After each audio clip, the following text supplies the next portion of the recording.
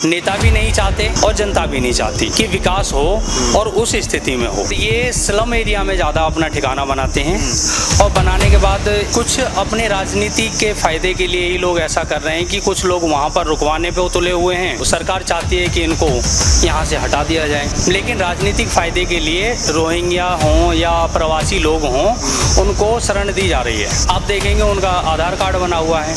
आधार card कौन बना रहा है? सरकार के ही महकमे से बन रहा है ना। रोहिंग्याओं के जितने भी पिछले केजरीवाल सरकार में भी बने थे, बहुत सारे आधार कार्ड बने हुए हैं। तो एक राष्ट्रपति 140 करोड़ के देश को, भारत को धमका रहा है। उस ट्रम्प की बात को यदि इतनी ही गंभीरता से लेना था तो फिर इतना सारा करने की जरूरत क्या थी?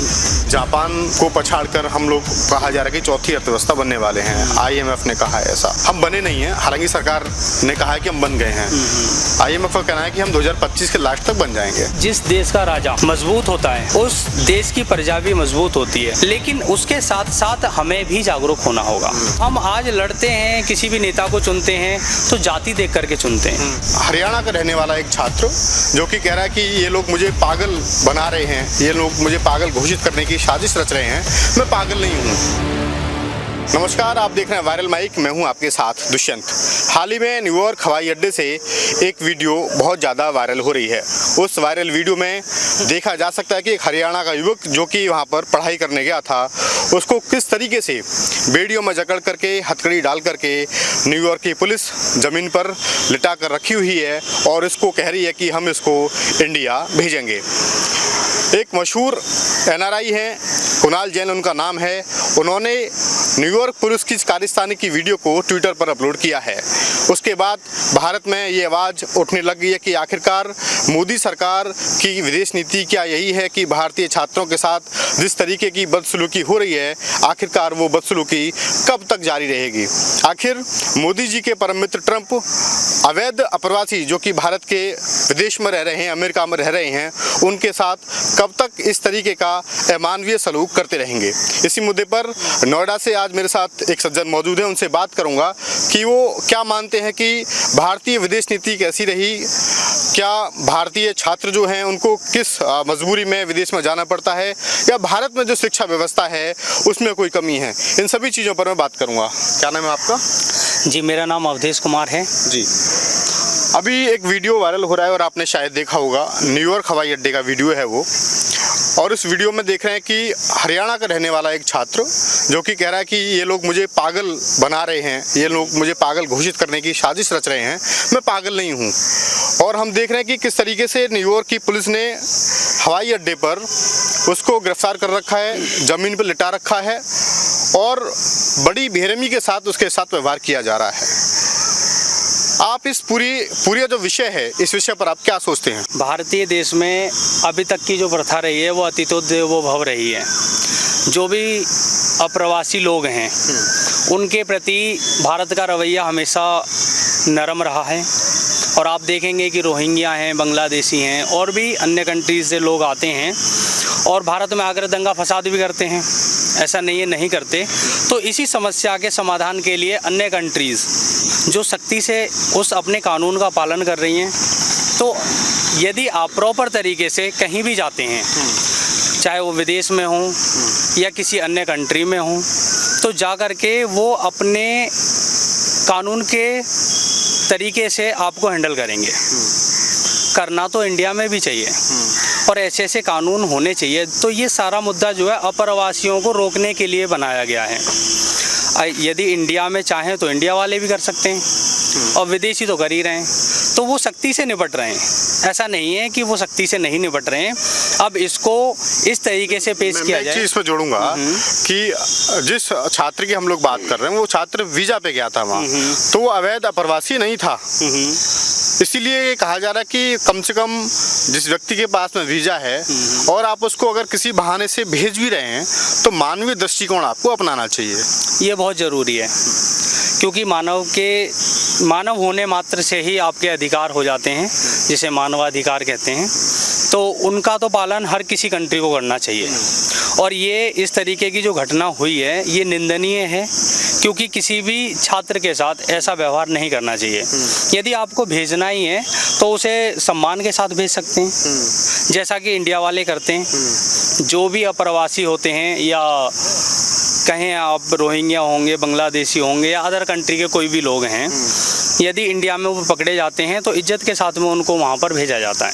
इंडिया में तो अभी जहाँ तक जानकारी है कि लाखों रोहिंग्या और बांग्लादेशी रह रहे हैं अभी भी। हाँ, ये है। और ये स्लम एरिया में ज़्यादा अपना ठिकाना बनाते हैं, और बनाने के बाद कुछ अपने राजनीति के फ़ायदे के लिए ही लोग ऐसा कर रहे हैं कि कुछ लोग वहाँ पर रुकवाने पे उतले हुए हैं, तो सरकार चाहती है कि इनको यहाँ से हटा दिया जाए। लेकिन राजनीतिक फ़ायदे के लिए रोहिंग्या हों या प्रवासी लोग हों, उनको शरण दी जा रही है। भारत में खुलेआम शरण दी जा रही है। आप देखेंगे उनका आधार कार्ड बना हुआ है। आधार कार्ड कौन बना रहा है? सरकार के ही महकमे से बन रहा है ना। तो सख्ती से निपटने की ज़रूरत है। सरकार का ही फेल्योर है जो आधार कार्ड बन रहे हैं, राशन कार्ड बन रहे हैं उनका। इसमें तो बिल्कुल रहेगा। जो सरकार के नीचे कर्मचारी हैं, आखिर कर्मचारी तो सरकारी ही है ना वो, तो क्यों बना रहे हैं? क्या वेरिफिकेशन नहीं होता उनका? क्या नहीं होता? ये सारी चीज़ें जो निकल के आती हैं कि अभी रोहिंग्याओं के जितने भी पिछले केजरीवाल सरकार में भी बने थे, बहुत सारे आधार कार्ड बने हुए हैं। तो ये क्या था?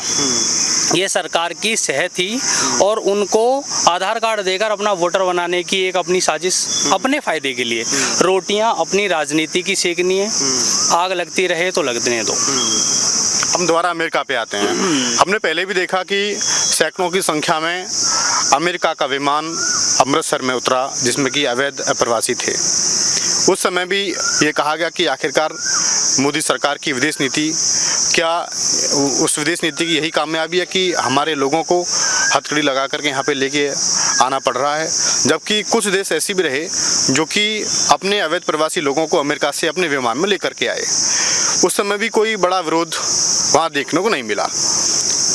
आप इस मुद्दे पे क्या कहना चाहेंगे कि हमारी जो विदेश नीति है अमेरिका के साथ में, ट्रंप के आने के बाद में क्या ट्रंप कार्ड मोदी के लिए वो साबित हो पाए? जिस तरीके से हाउडी मोदी का कार्यक्रम अमेरिका में किया गया, जिस तरीके से गुजरात में मोटेरा स्टेडियम में नमस्ते ट्रंप का कार्यक्रम किया गया, क्या वो दोस्ती ट्रंप भूल गए और भारतीय लोगों के साथ ऐसा व्यवहार कर रहे हैं?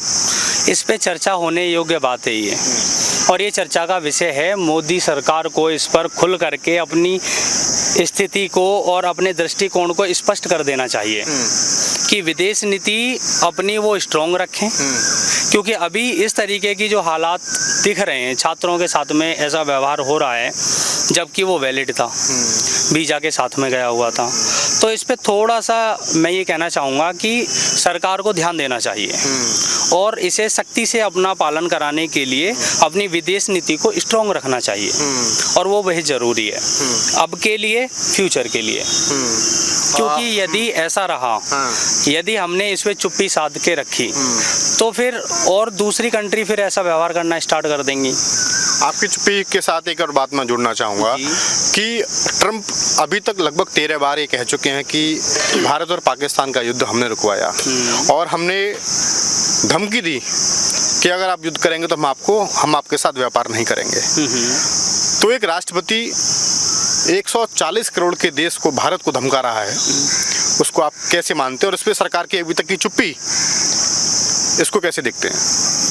ये एक बड़ा मुद्दा है, और ये शायद आप जानते भी होंगे कि जिस समय ट्रंप ने ये कहा था कि ये युद्ध को रोक दिया जाए, उसके बाद भी पाकिस्तान ने सीज़ फायर किया था। उसके बाद भारत ने भी उस पर जवाबी कार्यवाही की।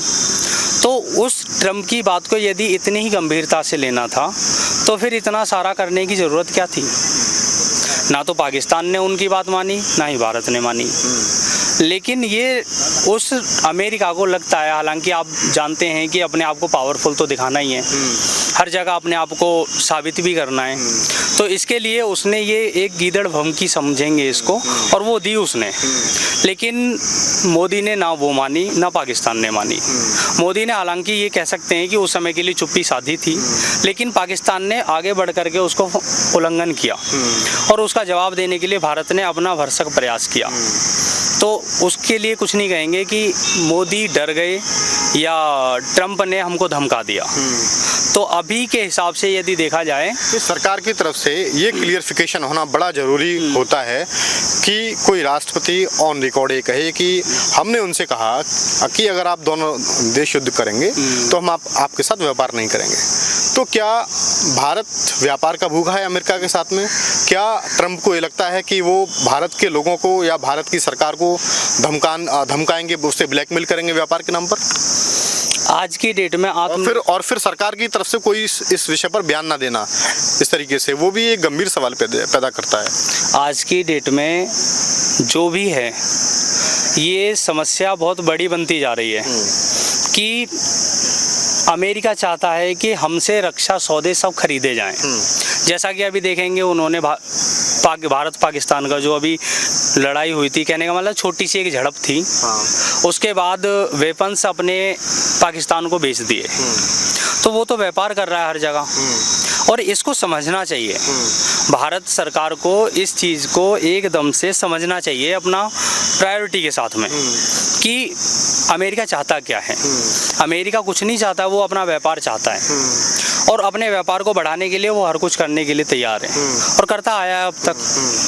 तो भारत को अपनी स्थिति को मजबूत बनाने के लिए, जैसा कि अभी आप देख रहे होंगे मेक इन इंडिया चल रहा है, तो आत्मनिर्भर बन रहा है भारत। रक्षा सामग्री जो है बहुत आयातों में खरीदी जा रही है। अभी इसका S-400 का इतना अच्छा जिक्र था, रशिया से लिया गया था वो। इसी तरीके से वेपन्स को दूसरे देशों से ना मंगा के अपने ही देश में यदि उनका निर्माण किया जाएगा तो आत्मनिर्भर भारत जो बनने की दिशा है। एक और बात जोड़ूंगा, फिर वायुसेना प्रमुख का एक इंटरव्यू आया था एक टीवी चैनल पर, और उस इंटरव्यू में उन्होंने कहा कि हमें ये पता होता है कि जिन करार पर हम हस्ताक्षर करने वाले हैं, जिन डील्स पर हम साइन करने वाले हैं, रक्षा डील जो होती हैं, कि ये विमान हमें फलां तारीख को मिल जाएगा, फलाने वर्ष में मिल जाएगा। उसके बावजूद भी हम लोग जो है उस पर साइन करते हैं, क्योंकि हमें पता है कि वो तय डेट पर वो विमान हमको नहीं मिलेगा। और उन्होंने कई बार एक गंभीर सवाल खड़े किए हैं कि हमारे पास वायु फाइटर जेट्स जो हैं उनकी बड़ी कमी है। इसीलिए तो ये बार बार मैं भी जोर दे रहा हूँ, और इस पे सरकार को भी ध्यान केंद्रित करना चाहिए कि जो चीज़ें हम दूसरे देशों से मंगवा रहे हैं, जो टेक्नोलॉजी हम दूसरे देशों से खरीद रहे हैं, उसका निर्माण अपने भारत में क्यों नहीं हो सकता।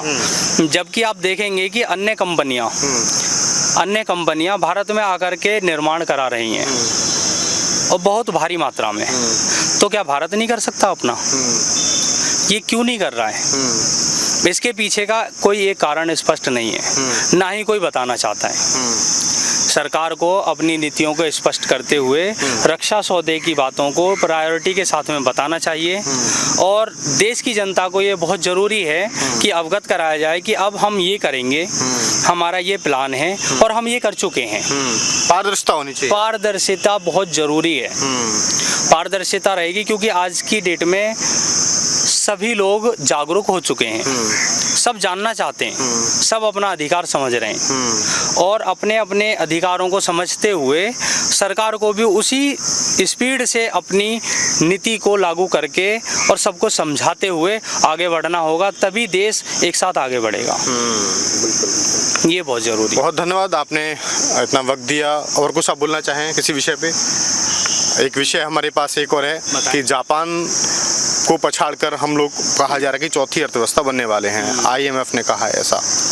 हम बने नहीं हैं, हालांकि सरकार ने कहा है कि हम बन गए हैं। IMF का कहना है कि हम 2025 के लास्ट तक बन जाएंगे।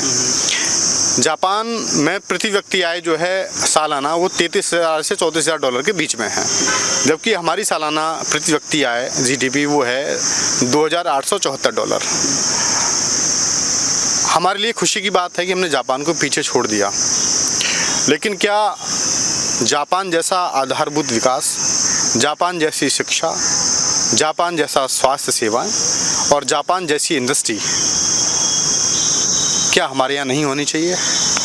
ये होनी चाहिए, लेकिन सारी की सारी चीज़ें आप ये देखेंगे कि जिस देश का राजा मजबूत होता है उस देश की प्रजा भी मजबूत होती है। आप देखेंगे जापान ने हिरोशिमा नागासाकी जैसे महाविनाशकारी परमाणु बम का 1945 हाँ, वो उसके बाद भी हमसे इतना आगे चला गया। उसके पास इतने संसाधन नहीं थे, लेकिन फिर भी सरवाइव करके वो आगे चला गया क्योंकि उसकी नीति अच्छी थी। उसके नेताओं की, राजनेताओं की वो जो नीति थी वो बहुत अच्छी थी। तो नीति के अनुसार ही देश आगे बढ़ता है। हमारे देश में यदि राजनेता नेता इतने ज़्यादा सक्षम होते, इतने ज़्यादा अच्छे निर्णय लेने के काबिल होते, तो हम तो बहुत पहले ही विकसित देशों में आ जाते हैं। हाँ, चीन है वहाँ आज हम होते, बिल्कुल होते। लेकिन उसके बावजूद सिर्फ एक ही कामयाबी और नाकामयाबी का जो ठीकरा है वो नेताओं पर फोड़ा जाता है। लेकिन उसके साथ साथ हमें भी जागरूक होना होगा, सारे देश की जनता को जागरूक होना होगा, तभी एक मूलभूत विकास जो है एक साथ बनके जो चलेगा। नेताओं को अपना डिसीजन लेने में ही सारी चीज़ें रहती हैं और वो अपना डिसीजन लेते हैं, लेकिन उसे कार्यान्वित करने के लिए तो लोगों की आवश्यकता होती है, बहुत लोगों की आवश्यकता होती है। और सबसे बड़ा हमारा जो मुद्दा है, हम बटे हुए हैं, हम जाट ब्राह्मण गुजर इस तरीके से हमको आरक्षण की एक रोटी दे करके ना यूं बांट दिया। तो हम आज लड़ते हैं, किसी भी नेता को चुनते हैं तो जाति देख करके चुनते हैं, उसकी काबिलियत देख के चुनते हैं, तो शायद देश कुछ और होता। नेता भी नहीं चाहते और जनता भी नहीं चाहती कि विकास हो और उस स्थिति में हो। लेकिन अब जागरूक हो रही है जनता, तो देखिए आने वाले टाइम में ज़रूर विकास होगा और विकसित देश बन जाएंगे हम।